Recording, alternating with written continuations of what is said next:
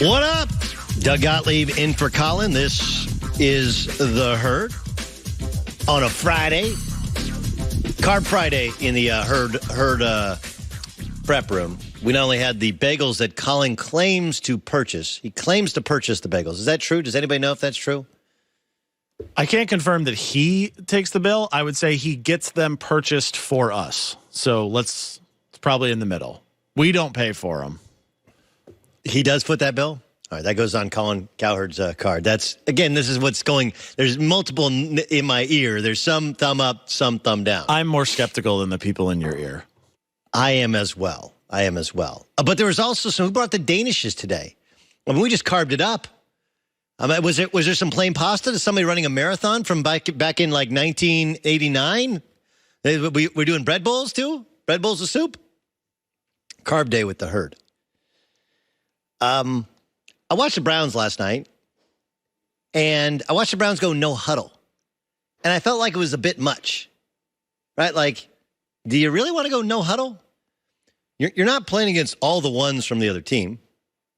You're playing against the Redskins, who are at best in a transition year. And I know the Redskins were in first place in the NFC East for a good portion of time before they had both their top two quarterbacks break their legs last year. But, like, let's be honest, when we start talking about the great teams in the NFC, no one starts with the Redskins. But you're taking on the Redskins last night, you start running no huddle, and then you're celebrating kind of like the women's national team was celebrating against, Indonesia? Right? Against Thailand? And don't get me wrong, Baker was great. And I'm a lot more in on Baker than Colin is in on Baker. But it was interesting that they went no huddle, that they celebrated with such bravado, and they did so, frankly, without OBJ, without Jarvis Landry, right? Let's just go and just kind of overwhelm the Redskins instead of, you would think, kind of working on some things. Or maybe they were working on some things. And then I saw Baker Mayfield doing the snapshot. They were doing the, like walking down the catwalk, celebrating the touchdown pass, and I started to realize, this is who the Browns are. They know who they are. Is Baker Mayfield over the top? Yeah. He grabbed his junk in college. Sure, he planted the flag at Ohio State Stadium in college. But he's on brand. But before the NFL draft, remember he did the picture of the Brett Favre picture, right? Where he was in like a dorm room with an OU shirt on and a hat and jorts and on the phone. He is a look-at-me guy. He's like a pro wrestler come to life in a real sporting event. Like, if you just take one of these snapshots in your mind, you're like, but now you factor it all together. Go back to last week at the Cleveland Indians baseball game when they were taking on the Angels. And he bites into the beer can, and he chugs it, and he throws it down, and he holds up the Lindor jersey, right? This is who they are. We're not the villains, but we're also not the victims or the Browns. I talked about fit with Kyler Murray. This guy fits with Cleveland, right? Doesn't he? He fits with Cleveland, and they understand how to fit with him. Well, let's go all in. Let's just be the guys that don't care. Everybody else cares too much. Let's care too little. Let's go out and have fun. Why should we, in preseason game, we're going to go score, right? Why do we need to line up, go back to the huddle, line up, go back to the huddle? Let's play it like you play Madden. Just hold down the triangle at the end of every play so that you can run the same play over and over again. You can't stop it. Let's just go. Let's go. Let's get 7-0. And then let's celebrate. Why not? We're good. We know we're good. Let's have fun being good. Why do we have to apologize for being good? We didn't have to apologize. Nobody apologized to us when we were really bad. They made fun of us for being bad. They won one game in 2 years. They got off to a horrendous start last year. They fired their coach and their offense coordinator. Now they're good. Let's have fun being good. I mean, even before the game last night, Baker Mayfield's doing the Air of the Night, Phil Collins, drum solo. This is who he is. This is who the Browns are. You don't have to dig it. I've heard Colin say, I don't want my franchise quarterback doing this. Like, okay, but guess what? You don't always get a choice of Andrew Luck's not always available. It's only one Andrew Luck. You may not like how they roll, but it's Cleveland. They've been irrelevant since they put the new franchise back in after their old franchise left. Remember, everybody leaves Cleveland. LeBron left twice. The football team left before.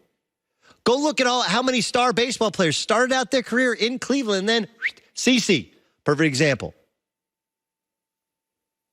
Everybody leaves. But Baker seems to kind of want to be there. Baker, sporting that mustache. Baker, kind of our kind of guy. He's not super tall. He's not super ripped. Not super good looking. He was a walk-on, He didn't actually win the national championship. He wasn't actually number one on most people's draft board. Sam Darnold was. But there's something about him. Something about him. And the best way to get the most out of Baker is to let Baker be Baker. And they found a bunch of other guys that like when Baker's Baker, and they kind of have that same persona. If you're offended by it, that's a you problem, because there's nothing in it that is offended. Is it a little over the top? Sure. But other teams are over the top conservative. Like, no, celebrate like we've been there before. Like, okay. Or let's just go have fun. And it seems like that's what they're committed to doing. We could do it the other way and it would be fine. Or we could do it this way and it would be fun. It would be fun. All right, we got a lot to get to. Antonio Cromartie will join us upcoming. Get his thoughts on our takeaways. I know Sam Darnold played well last night. Is there a quarterback controversy with the New York Giants we got to get to? Ooh. But first, let's get to John Goulet with the news. No. Turn on the news. This is the Herdline News. A little bit of breaking news this morning, Doug. Tiger Woods has withdrawn from the Northern Trust due to an oblique strain. He said in a statement, due to a mild oblique strain that led to pain and stiffness, I have to withdraw from the Northern Trust. I went for treatment early Friday morning, but unfortunately, I'm still unable to compete. He shot a 4/75 yesterday. He's really struggled since winning the Masters, and I feel like he's kind of stuck where if he plays a bunch, he can't stay healthy. But when he doesn't play and he takes a lot of time off, he shows up for these tournaments and he's just really rusty, right? Yes. At the PGA, he was awful because he hadn't played since he had won the Masters. Is it possible to think now that winning the Masters this year, that was it? That was the pinnacle. He had worked all this way to get back and he got it, and that's probably where it ends. Maybe. I mean, Jack's last win at 46 obviously didn't win again. But I think if the idea is now he really is only super competitive at one or two majors a year, that would be reasonable. But look, everything has to be aligned. Yeah. Everything has to be perfect. And the Masters, Augusta is a place where he's played it so much, it does set up well to his game. I mean, I could make the argument he should just focus on that every year, right? That should be his tournament. That's where he needs to be. He's one of those for that. He's one of those Spaniards who only plays in the French Open. Sure. Right? He's only good on clay courts. He's only going to play the French Open. No, I don't know if I'd go there yet. But I do think that even the Tiger of 4 or 5 years ago, when he dominated the tour with the exception of the majors, that's probably gone. He put a lot into it, but this is what happened. And this is really an interesting kind of side note to the NFL is how is Tom Brady, Drew Brees, Ben Roethlisberger, Phillip Rivers, how are they going to stand up? It's not that they can't play over one game, it's that can they play 19 games? Well, right. And all these guys have long starting streaks. They don't want to sit for a game at all, right? I don't want to sit a game, but maybe that's the best thing because your body does break down. This is the natural aging process of a person. You're as Toby Keith saying, I ain't as good as I once was, but I'm as good once as I ever was. That's Tiger Woods this year. To the NFL, rookies Kyler Murray and Daniel Jones, who we'll talk about a little later, looked really good in their preseason debuts. One rookie that did not look so good, Redskins quarterback Dwayne Haskins, 8 of 14, 117 yards, but 2 interceptions. It seems like the Redskins aren't in a rush to play him, which is always what teams say until they get to the season and start losing. They're probably going to start Colt McCoy. That excites nobody who didn't go to Texas. Yes. Remember, Haskins is the hometown kid. I know he went to Ohio State, but he's from that area. Yeah, from the DMV. Right. So the fans are going to want to see him. They're probably not going to win early. What are your thoughts on Haskins? And even his head coach, right? Urban Meyer said he's probably not ready to be a franchise leader yet. Yes. But do you trust the Redskins to be able to actually wait? I do only in that Bruce Allen has unique power. Bruce Allen runs the business and football side. Like there are no multiple heads like right. So and I don't think Jay Gruden was necessarily in on this draft pick. So he has to win right now. So he doesn't want a rookie. He has to win. I think he even said, I need to make the playoffs or I'm probably going to get fired. Right. It's tough to do with the rookie quarterback. It's tough to do with the rookie. It's not impossible. It can be done. You have to have a really good team around him. I think Colt McCoy is a starter, and until they fall out of the playoff hunt. Look, he has a big arm. He obviously put up big numbers last year with Ohio State. I'm not convinced he has great feet, and great feet sometimes get you in a bad position, and you make bad throws. And he's super young and inexperienced. Because remember, they couldn't get off J.T. Barrett because J.T. Barrett was so much more experienced in Ohio State's offense forever. Yeah.